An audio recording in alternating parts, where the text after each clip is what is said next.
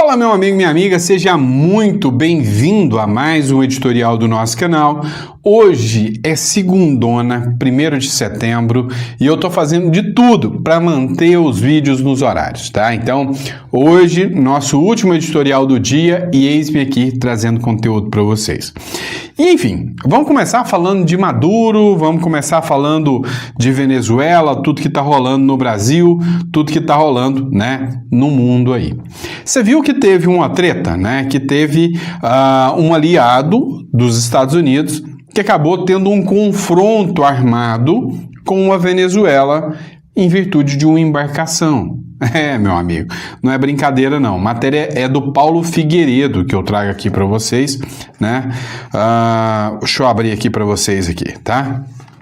É o seguinte, matéria Paulo Figueiredo aqui para vocês. Internacional, a Guiana, país aliado dos Estados Unidos, denuncia disparos desde a Venezuela contra embarcação com material eleitoral. Olha só o tamanho dessa notícia que é trazida a nós pelo Paulo Figueiredo Show aqui, tá, pessoal? Forças venezuelanas atacaram lancha guianense que transportavam urnas eleitorais no rio Cuyuni, na região do Essequibo. Incidente ocorreu no domingo, às 2h30 da tarde, durante uma escolta militar para distribuição de um material em locais remotos. A patrulha guianense respondeu ao fogo e conseguiu proteger a sua equipe. Ninguém ficou ferido. Ataque acontece às vésperas das eleições presidenciais de Guiana, país apoiado pelos Estados Unidos na disputa territorial. A Venezuela elegeu um governador para Essequibo, região com maiores reservas de petróleo per capita do mundo. Tá? Do mundo. Delcy Rodrigues chamou o presidente guianense Irfan Ali de peão de Marco Rubio por alinhamento com Washington. O presidente da Guiana é o Irfan Ali, que é esse aqui, ao lado do Maduro aqui. Você consegue ver aqui na foto. O que acontece em relação a ele, né? Eu vou colocar aqui. Acho que ficou escuro agora. Vai ficar daqui então, tá? Vamos colocar aqui. O que acontece? Essequibo é uma região que fica entre a Guiana e a Venezuela. Essa região vem numa disputa, num tribunal,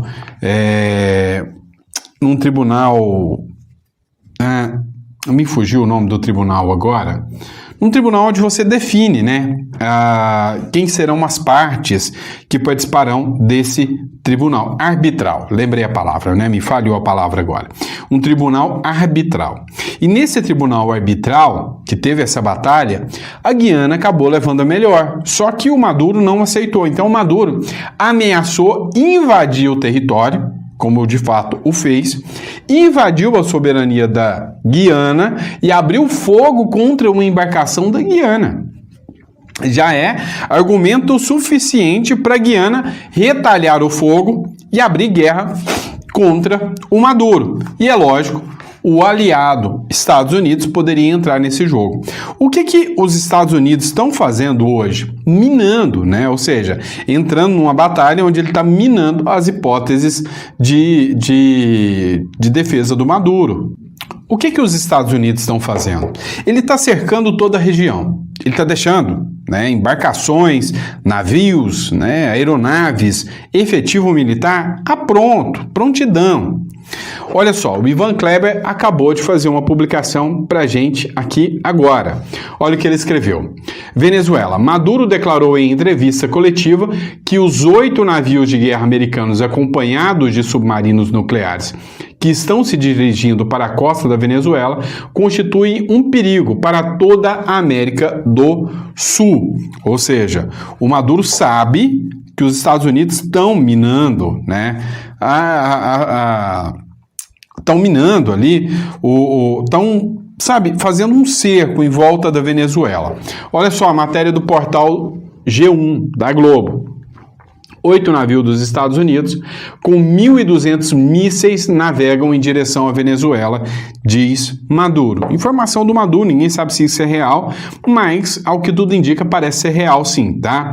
Venezuela. As 8 embarcações militares dos Estados Unidos que navegam em águas do Caribe a caminho da América Latina já navegaram em direção à Venezuela, disse nesta sexta-feira o presidente venezuelano Nicolás Maduro. Em uma rara entrevista coletiva concedida à imprensa, Maduro afirmou que os navios de guerra, além de um submarino, apontam para o território venezuelano e portam, no total, 1.200 mísseis, também todos direcionados à Venezuela. Ele chamou o envio das embarcações de a maior ameaça à América Latina do último século, né? Então veio o Maduro aqui e fez essa declaração. Logo depois dessa declaração do Maduro, veio, de novo, Paulo Figueiredo Show aqui, o Putin, e declarou apoio ao Maduro. Mas aqui é um apoio formal, não é um apoio real, tá? Não é um apoio militar do qual realmente o Putin está disposto a mandar exército para cá. Rússia confirma seu apoio público à ditadura de Nicolás Maduro e faz, abre aspas, enérgica rejeição ao envio militar dos Estados Unidos. O vice-ministro russo Sergei Ryabkov expressou pleno apoio e solidariedade a Maduro em reunião com o embaixador venezuelano. Moscou condena o uso de pressões políticas e militares contra venezuelanos após Trump enviar navios e submarino nuclear. A Rússia defende a soberania venezuelana contra o que chama de instrumentos de opressão sobre estados independentes. Olha só, a Rússia está preocupada com a soberania. O embaixador venezuelano informou aos russos sobre os esforços de Maduro para manter a estabilidade interna ante ameaças. Alba, Cuba, México, Colômbia e Bolívia também criticaram a estratégia militar americana no Caribe. China se junta à Rússia, defendendo o princípio da não intervenção nos assuntos internos venezuelanos. Impressionante que eu acabei de falar para vocês sobre a questão de Essequibo, né? Essequibo é a região da Guiana. O Maduro está entrando lá para roubar petróleo. Engraçado que a acusação que eles fazem, olha, os Estados Unidos estão indo na Venezuela para roubar o petróleo. Mas quando o Maduro faz isso com a Guiana, com a região de Essequibo, ninguém fala em defesa da soberania. Vocês prestaram atenção nisso? Que ninguém está preocupado em defender a soberania? Olha só, matéria da Folha de São Paulo. Estamos prontos para a luta armada em caso de invasão dos Estados Unidos, diz o Nicolás Maduro. Olha só o que disse aqui Nicolás Maduro. O ditador da Venezuela, Nicolás Maduro, disse nesta quinta-feira, em entrevista coletiva, que está preparando uma luta armada caso o seu país seja invadido pelos Estados Unidos. Abre aspas. Nós estamos em um período especial de preparação máxima e, em qualquer circunstância, vamos garantir o funcionamento do país, disse Maduro a jornalistas. Abre aspas. Se a Venezuela for agredida, passará imediatamente a luta armada em defesa do território nacional e da história do povo da Venezuela, acrescentou Nicolás Maduro. Tá, o que a gente vê hoje? O Maduro está fazendo bravata.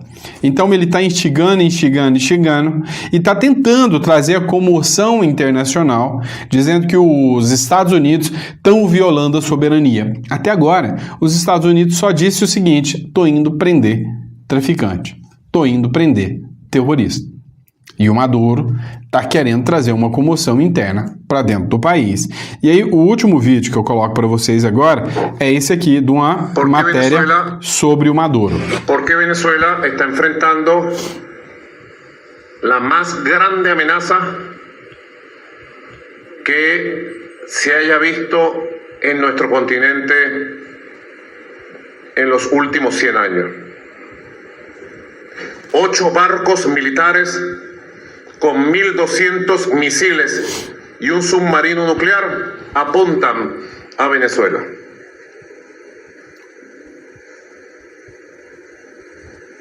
Es una amenaza extravagante, injustificable, inmoral y absolutamente criminal, sangrienta.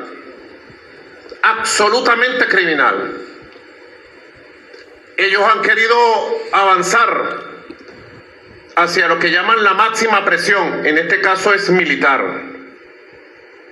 Y ante la máxima presión militar, nosotros hemos declarado la máxima preparación para la defensa de Venezuela. Mr. President. Eu acredito que você entendeu o que ele quis dizer aqui, né? Ele falou que tem vários mísseis apontados para a Venezuela, 1.200 mísseis, que é a maior incursão até hoje, né? Que há um perigo iminente, né, de invasão dos Estados Unidos à Venezuela.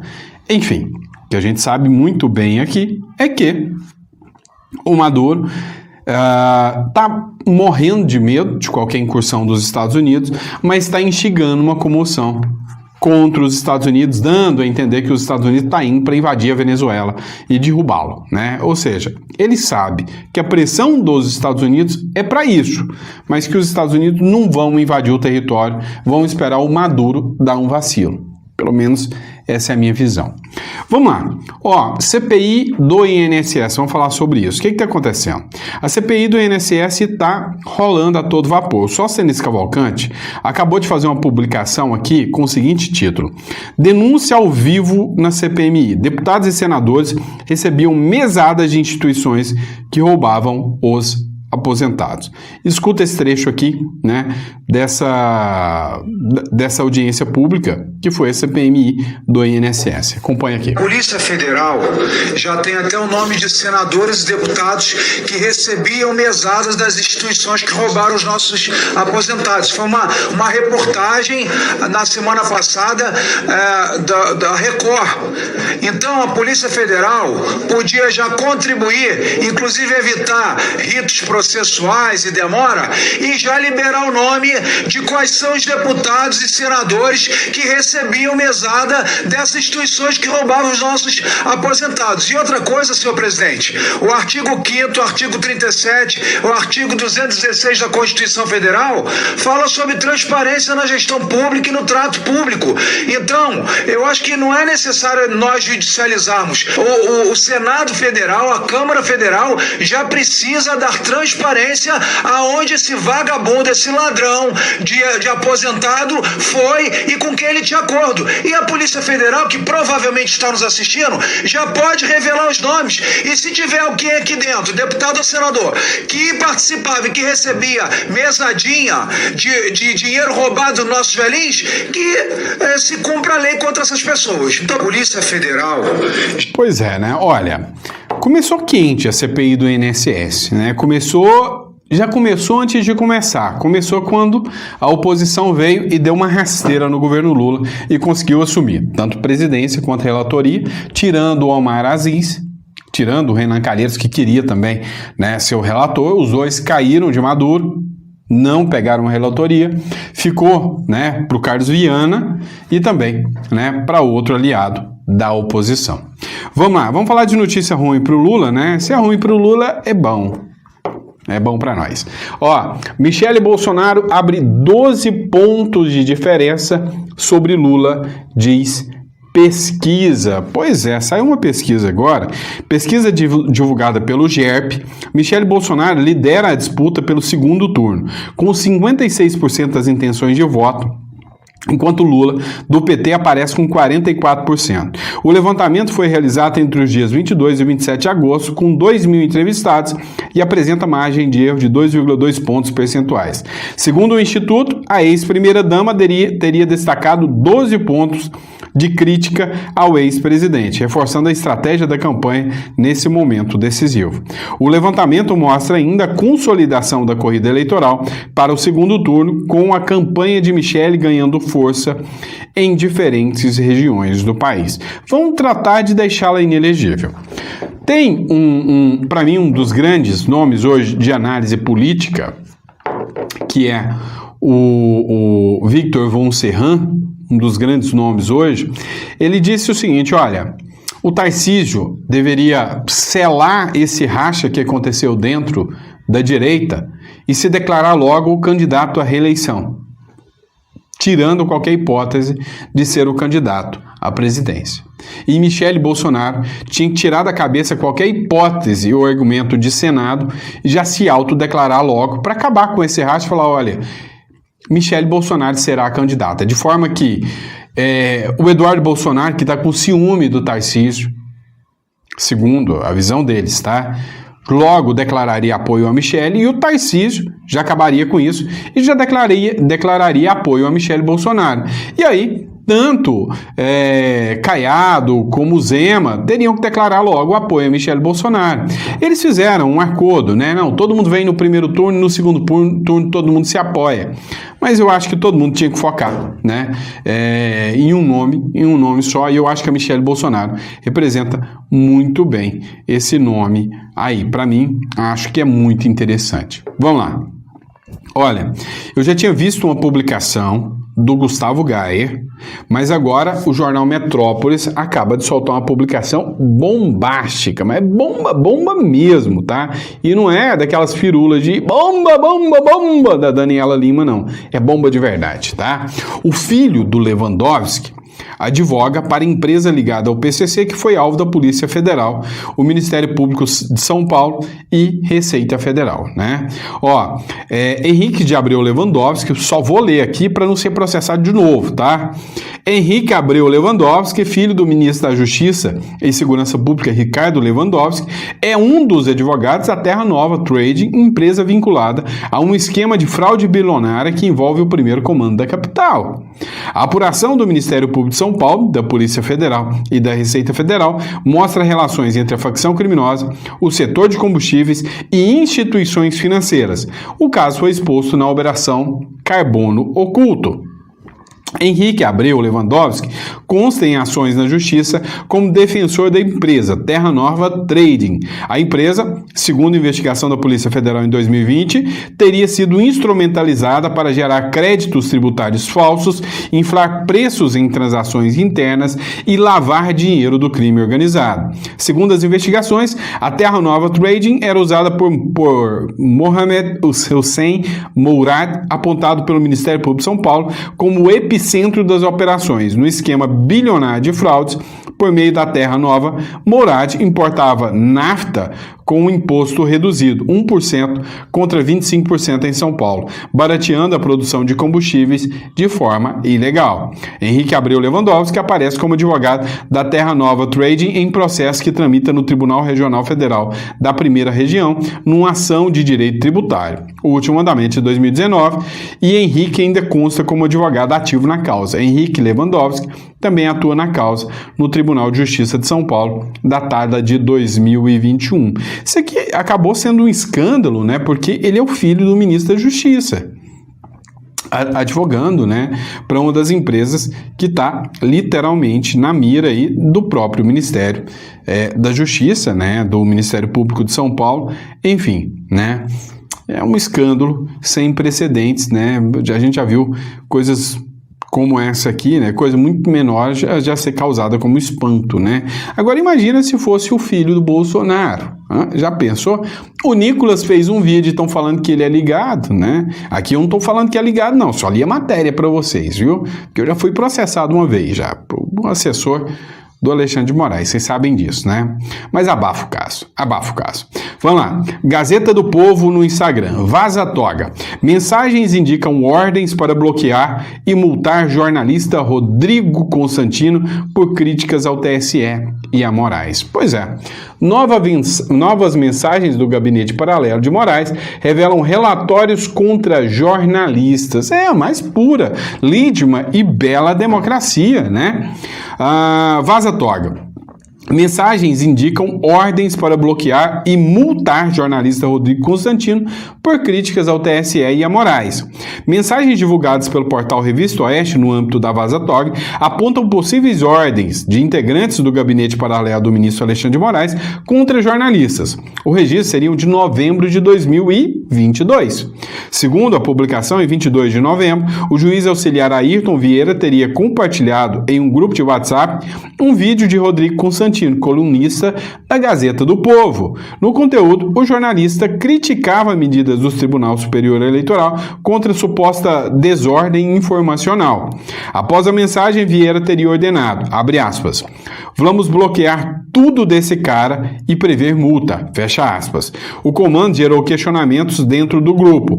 O então chefe da assessoria de enfrentamento à desinformação, o Eduardo Tagliaferro, teria pedido orientação sobre qual justificativa deveria constar no relatório contra o Constantino.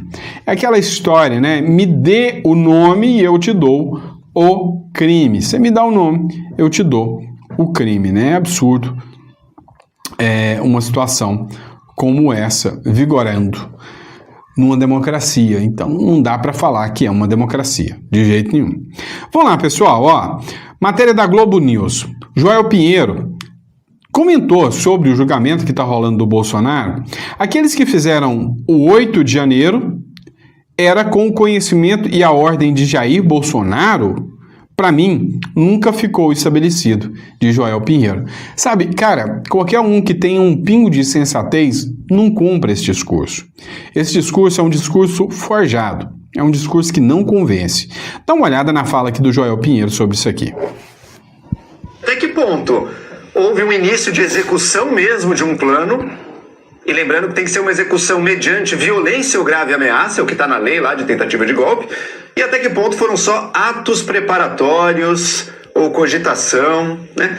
E se a gente pegasse só a conversa do Bolsonaro com os generais, um fato arquicomprovado, ele falou, e na verdade, sejamos sinceros, né, a nossa lei deveria já considerar isso claramente criminoso. Não é possível que um presidente possa se sentar com generais para pedir que impeçam o próximo governo e isso não ser crime. Mas enfim, pela redação atual da lei, há uma dúvida se isso já configura ou não o crime. Agora, na trama golpista, que estava em andamento desde algum tempo, ou para melar as eleições, ou para, se ele perdesse as eleições, impedir a posse, ou para impedir a vitória do Lula nas eleições, aquilo você já tinha uma série de atos, inclusive atos violentos, em execução já.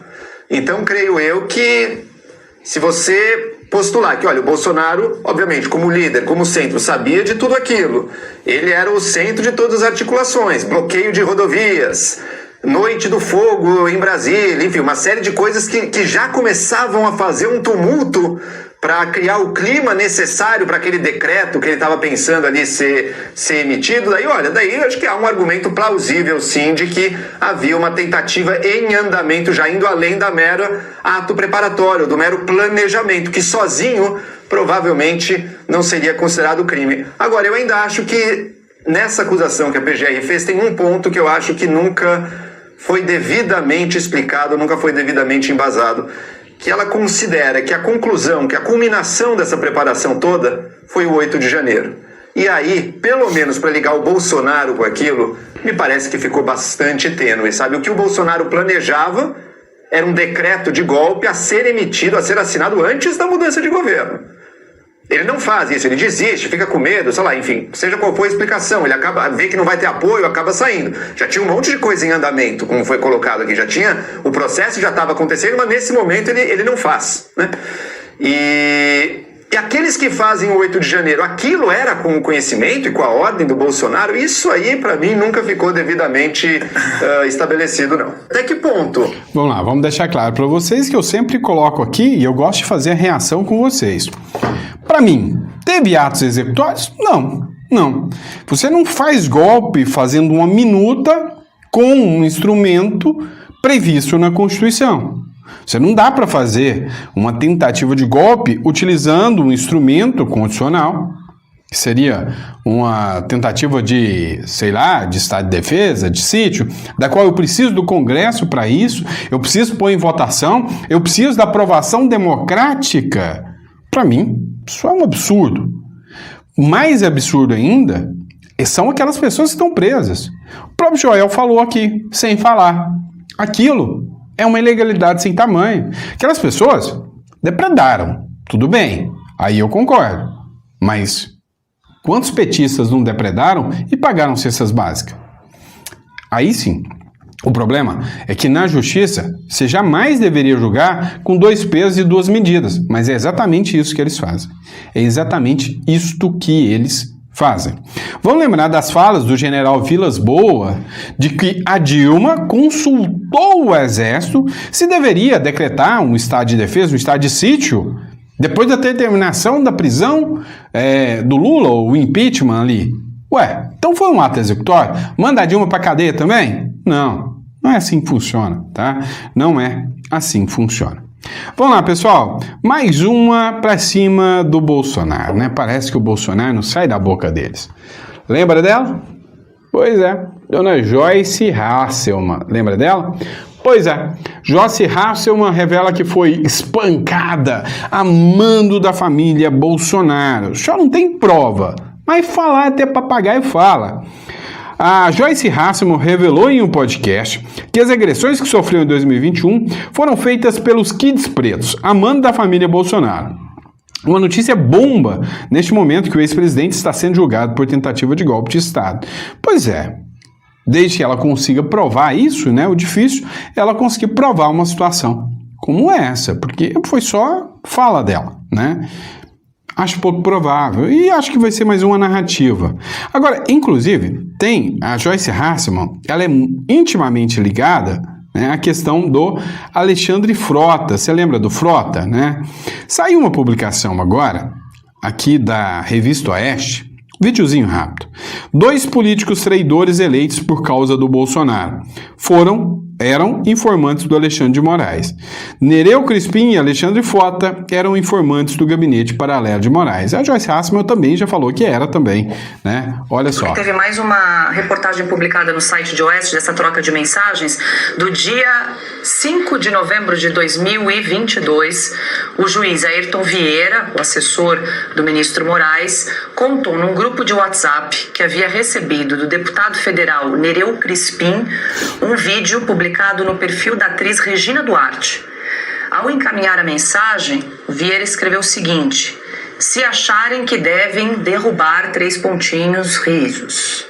Apesar do pedido, a conta da atriz não sofreu bloqueio.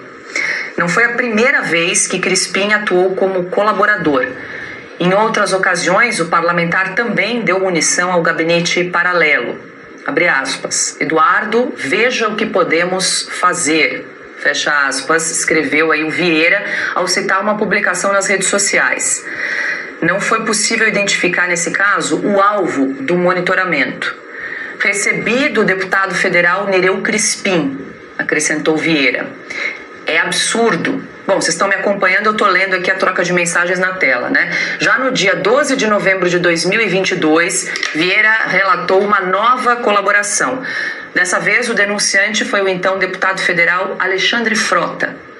O material enviado pelo parlamentar era um tweet do deputado federal Luiz Felipe de Orleans e Bragança. É uma diplomação histórica. 0 de legitimidade e recorde de membros do PCC se adulando, dizia a postagem. Logo depois de encaminhar o link no grupo de WhatsApp, o Vieira disse: é muito grave a fala desse deputado. Recebi do deputado federal Alexandre Frota. Tem a ver com a diplomação. Acho que o assunto pode ser do TSE. 2 dias depois, enquanto o gabinete paralelo discutia eventual bloqueio das contas do cantor gospel Davi Sasser, Vieira disse que recebeu outro material enviado por Alexandre Frota. Não se sabe o que havia nessas mensagens.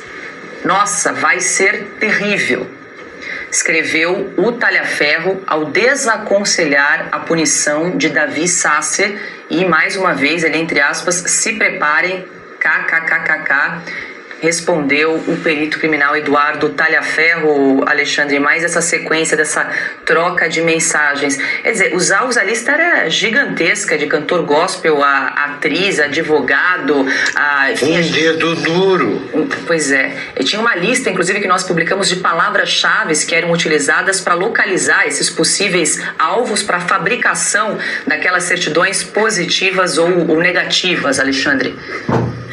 O Augusto é meu contemporâneo no testemunho do que fizeram com o Wilson Simonal.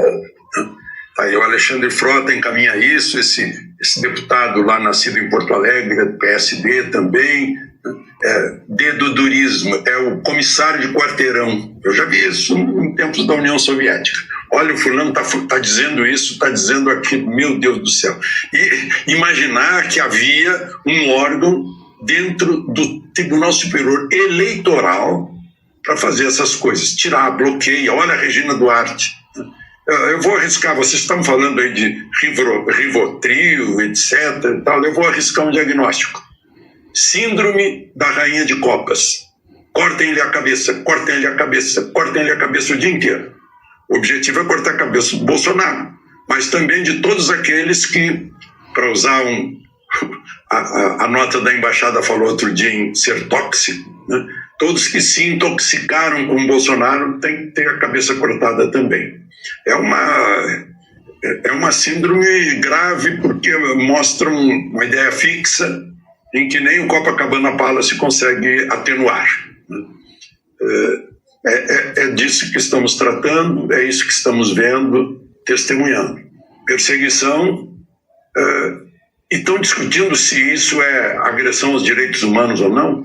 É agressão à lei, agressão à Constituição, agressão ao devido processo legal de uma coisa que deveria estar, não deveria estar no Tribunal Superior Eleitoral.